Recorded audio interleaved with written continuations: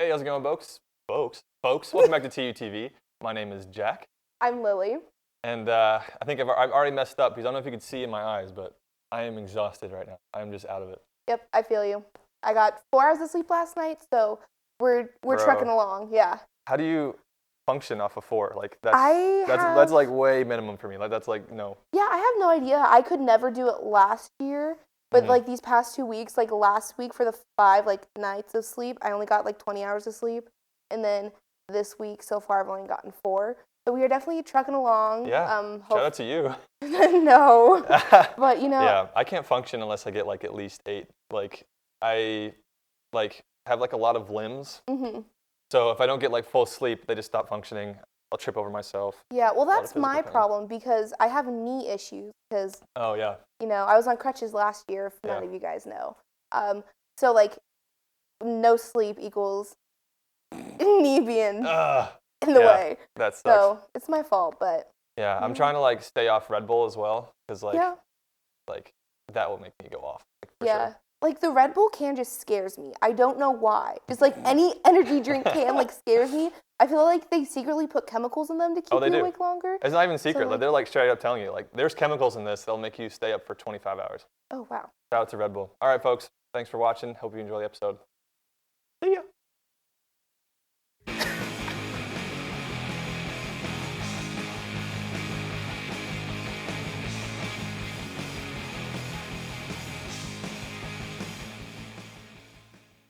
Hello, welcome to TUTV News, your news on the source.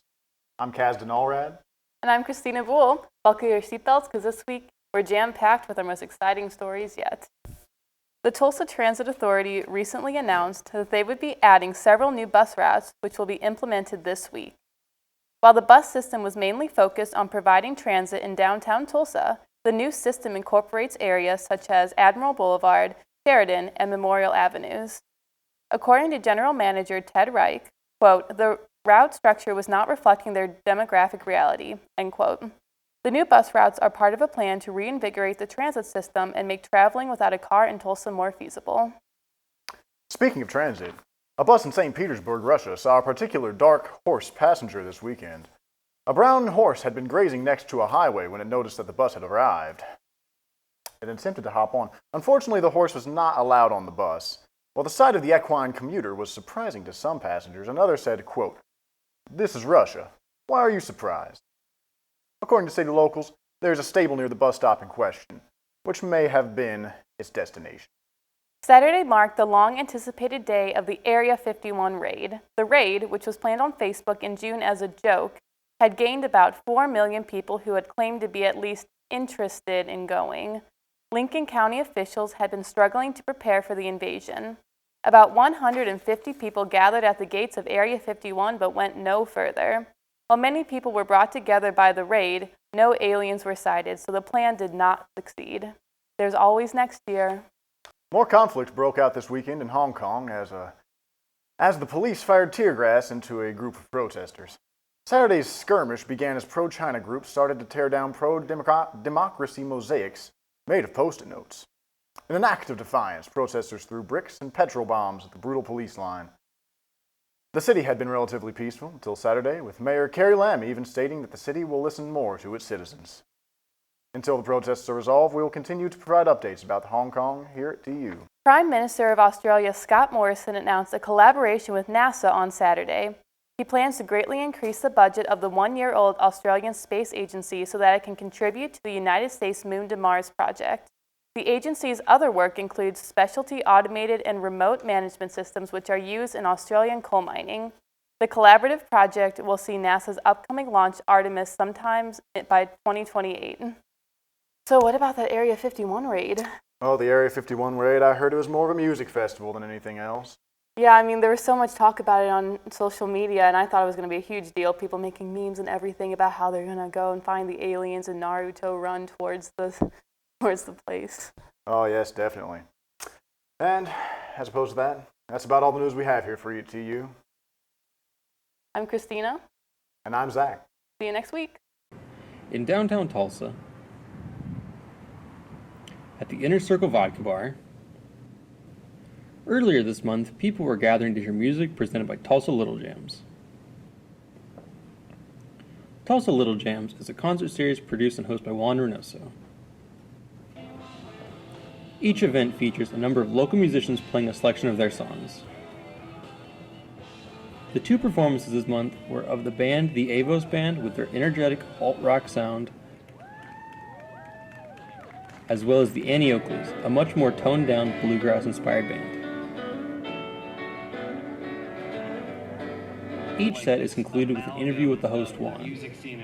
In these interviews, the audience is treated to a lively discussion with the band about their stories and what has inspired them, as well as many entertaining moments. Next Thursday, I'm telling my professors I'm not going to be there for whatever we're doing.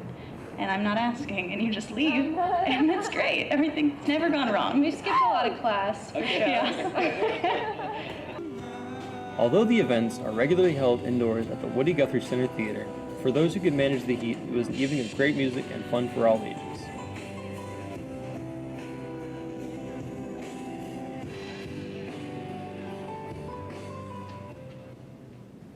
For more information about the Tulsa Little Jams and upcoming events, visit Tulsa Little Jams on Facebook, Twitter, and Instagram at Tulsa Little Jams. Or to watch already released episodes, you can find them on the Tulsa Little Jams YouTube page or Amazon Prime Video page. For an audio-only experience, you can look up Tulsa Little Jams on Apple Podcasts.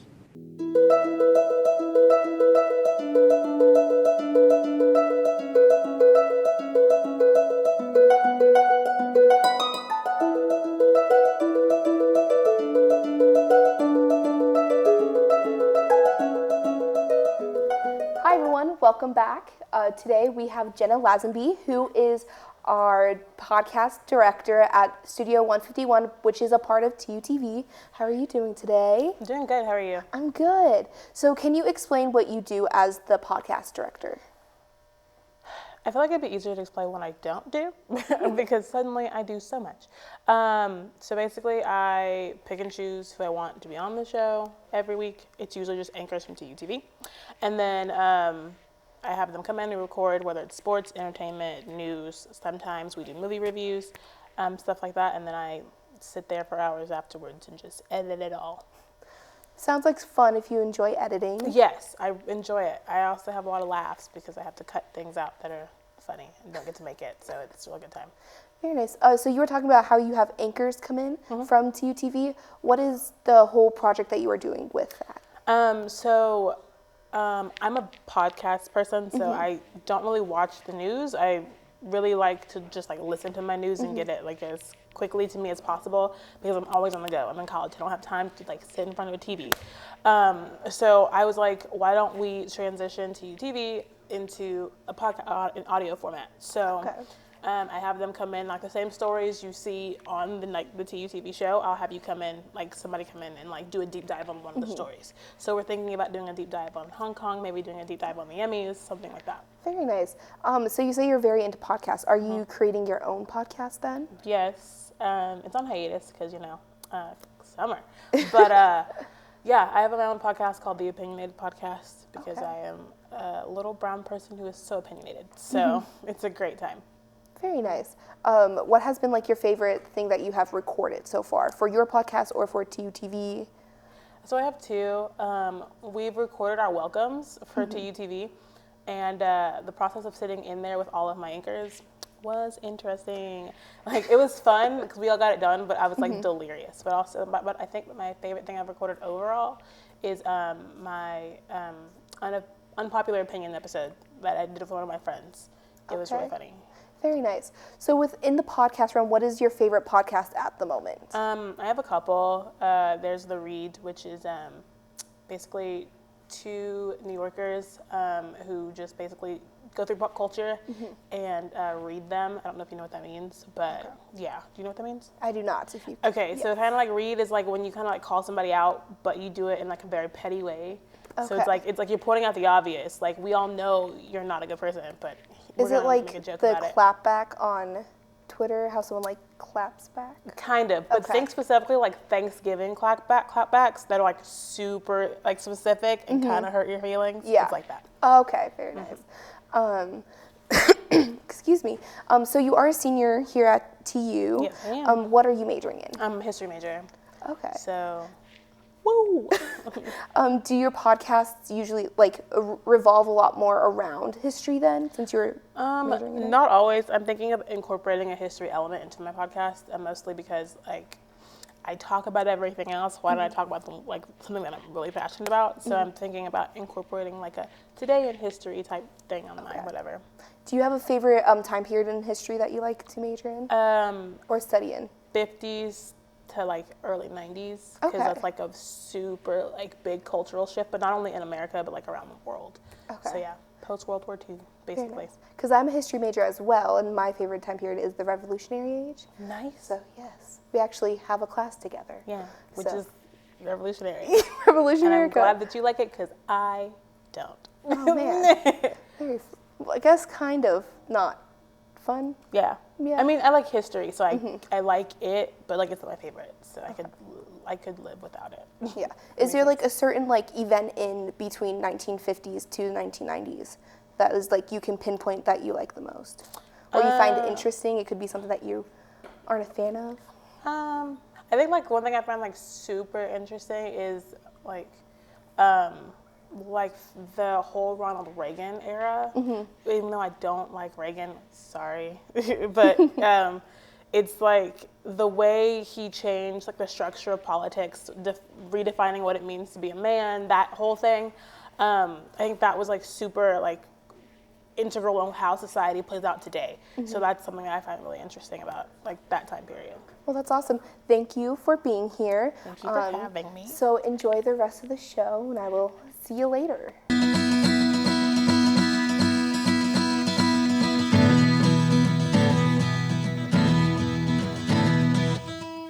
No sports. Hi, welcome to TUTV Sports. I'm Harry Lebowski. And I'm Wes Addington. These are your sports for the week. We've got a win to announce. Tulsa football team evened out their season record with their second win on Saturday. With their second game at home, the Golden Hurricane hosted the Wyoming Cowboys. After a long battle, Tulsa seemed to fall behind the undefeated Cowboys at 21-17 with 5 minutes left on the game clock. However, the home team gained possession of the ball on their own 25-yard line and traveled 75 yards in 7 plays to win the game 24-21. Zach Smith completed 25 of 50 passes for 2 touchdowns and 354 passing yards for Tulsa. Elon Stokes also contributed by pulling in 4 receptions for 93 yards and a touchdown. The Golden Hurricane travels this Saturday at SMU, who is coming off their recent victory over number 25 TCU. The women's soccer team is still tearing it up. 5 players scored in a 6-0 victory over Chicago State this last Sunday. After the 36th minute, Kayla Fernandez opened up the net for a Tulsa scoring frenzy. Addison Guthrie and Reagan Whitlow followed up with scoring drives of their own, while Mia Darden scored twice for the Golden Hurricane. The ladies extended their winning record to 6-4 on Sunday and look towards their next game against USF this Thursday. The University of Tulsa's cross-country team started the season off with a strong win in Tennessee. Both the men's and women's cross-country teams won the 8K and 6K races Saturday morning in the Rhodes College Invitational. This is a major win for the team, as the course will be at the same place and about the same competition as the American Conference Championship races. The men's team pulled in 20 points to lead over second-place Memphis at 63, while the women pulled in 21 over Cincinnati at 67. Both teams placed 6 runners in the top 10, with Scott Beatty and Caden Klopfer leading the packs. Yet again, more wins for Tulsa women athletics were captured this weekend. The women's tennis team brought home 5 wins in singles play against Missouri this past Sunday. Martina Okolova began the string of victories, improving to 3-0 after 2 decision victories. Shora Pope and Marina Davtyan also claimed clean wins for the Golden Hurricane, both winning quick 3-0 singles matches by decision. Leanne Benedict and Vera Ploner had to fight a little longer through tiebreakers, but both held the same outcomes. After a 3-day tournament, the women will return to play this Saturday in the St. Francis Health System All-American Championship. Antonio Brown, former NFL wide receiver star, has recently been dropped from the New England Patriots after 10 days. Signing with Nike later dropped Brown's sponsorship as well after his behavior became suspicious, as reported by NBC. It was revealed that Brown had sent threatening texts to a Sports Illustrated artist who has filed one of the sexual assault charges against Brown. Brown has conveyed in a public interview a desire to file a grievance against the Patriots for withholding a $9 million signing bonus due next Monday. All right, Wes, you've been telling me about the WNBA playoffs. What do you want to tell everyone? Well, everybody, the Connecticut Sun went 3-0 against the Los Angeles Sparks this weekend to qualify for the WNBA Finals. Who will their opponent be? Either the Washington Mystics, led by league MVP Elena Del Don, or the underdog Las Vegas Aces. The Mystics are widely considered the league's best team, but the Aces pulled out all the stops to get a win in Game 3 to prevent the sweep. Wow, that sounds incredibly interesting. Unfortunately, that's all the time we have for today on TUTV News. I'm Harry Lebowski. I'm Wes Addington. We'll see you next week.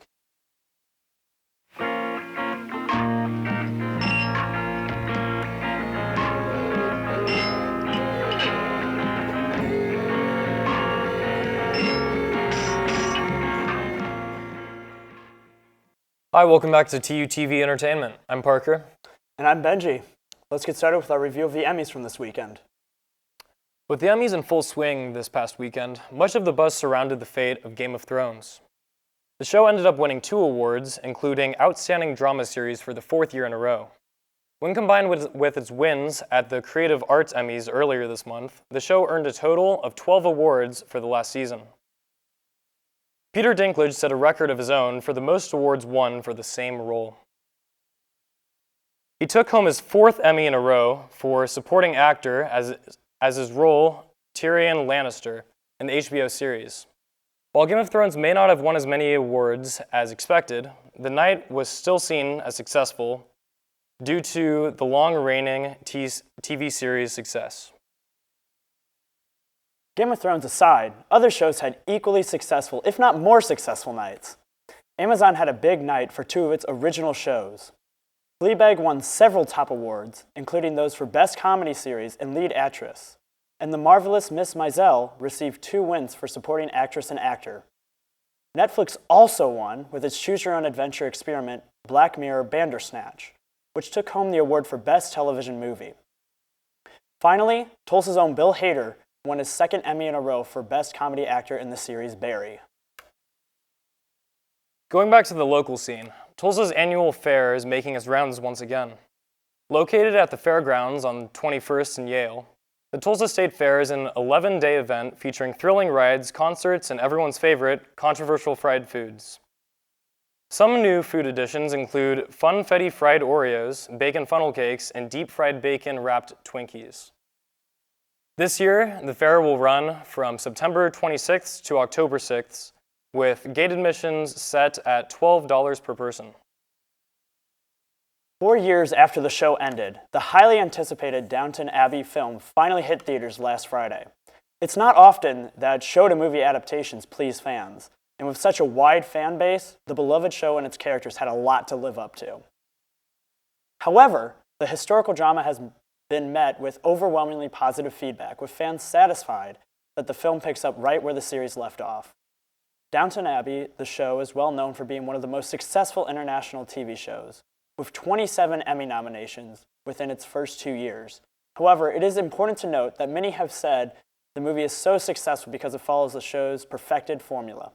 Nothing happens. Celine Dion made headlines when she shut down popular rapper Drake. Drake, who's known for getting tattoos of musical influencers, has expressed his desire to add Celine Dion to his collection.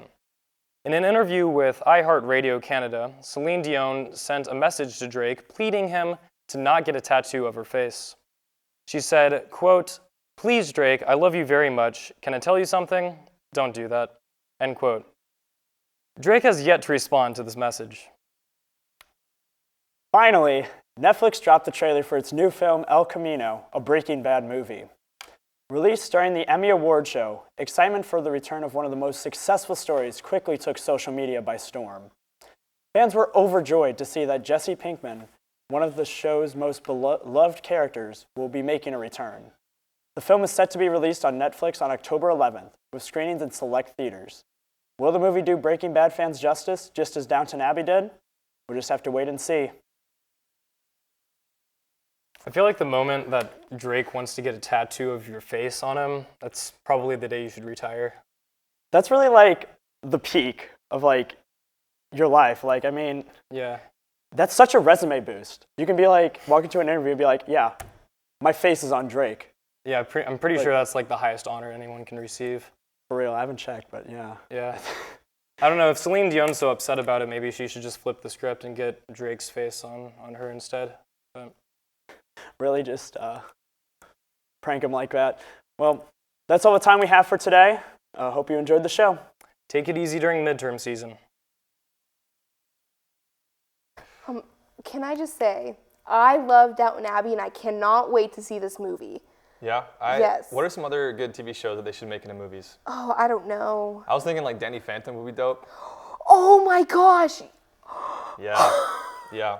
Yes, I agree with that statement. Okay, here's me thinking like big picture, right? Okay. Live action, Danny Phantom, played by, who should it be? I was gonna say Danny DeVito, but I think he's too old for it. No, actually that'd be perfect. I think Yeah. Danny DeVito as Danny Phantom. I like it. The live action, that'd be great. No, that'd be good. But like he wouldn't be Danny DeVito when he's like a human, only when he's a ghost. Oh, so when he's a human, he's like just some other person, and Yes. then when he turns into a ghost, he becomes Danny DeVito. Yes. Oh, that'd be good. Exactly. But I'm trying to think, like, I feel like if they brought Friends back, it would have to be a movie. That'd be good. Yes. Yeah. Just do like a recap. I never really watched Friends. I just know that it's like about a bunch of people who like. About a bunch of friends. Really? Yeah. That's fascinating. Yeah. I didn't think you had an idea that it was about Friends, so I thought I would. No idea. What's your favorite Friends character? What's your favorite Friends moment? Oh man, my favorite moment is when Ross and I can't remember who else it is, but when they go up the stairs with the couch and he yells pivot, he goes like pivot, pivot, but they can't pivot because you can't. About. Oh man, I'll show you after the show. But like pivot, you can't go up like a narrow stairway with like a three-seater. I don't really know the physics behind that. I might need to do a calculation for that. Next episode, I'll do like a write-up and I'll do a presentation about that. Okay, I believe in you. I can make that work. Yeah. Shout out to all the math majors out there. Thanks for watching today's episode. We're going to be doing our favorite Danny DeVito live-action movie in production soon. Yep. So keep that in your forefront of your mind. It's coming. Yes, we'll see you next week. Have a nice week.